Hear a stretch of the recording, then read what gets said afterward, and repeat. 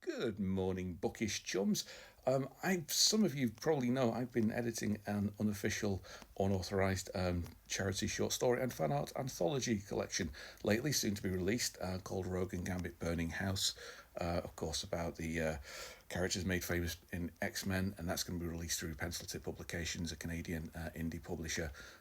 Soon, not got the date quite yet, but I will tell you. Don't worry, you'll get very sick of me telling you, and all the net proceeds of that go into the Canadian Cancer Society. However, point of this being, some of the brilliant contributors in that who've given us stories and artwork that are going into it.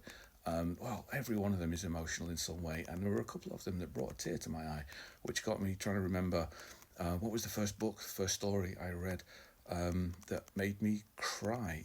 In my case, it was Sherlock Holmes: The Final Problem. Now, caveat with this, I read this probably when I was too young to really read it and appreciate it for what it was, and I read it because I was, because I'm so old now. I was watching the Jeremy Brett Sherlock Holmes TV series with my family back in the early 80s, and I watched the Final Problem episode and an implication, even though the special effects were perhaps not what you would expect from today's standards. It really packed a punch with and implication of Sherlock going over the Reichenbach Falls.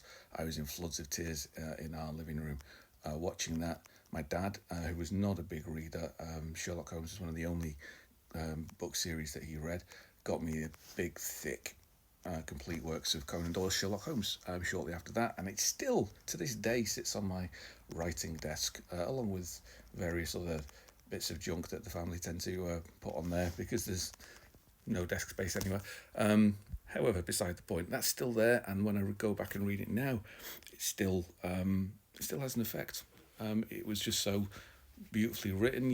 You'd mostly invested in this character, and then he was dead, or at least for a time he was dead.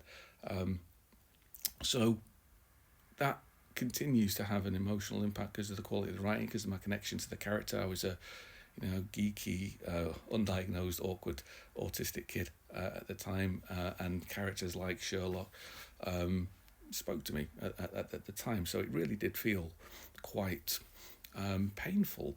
But I'm curious, what's the first book, story, anything that you read that really made you feel the feels?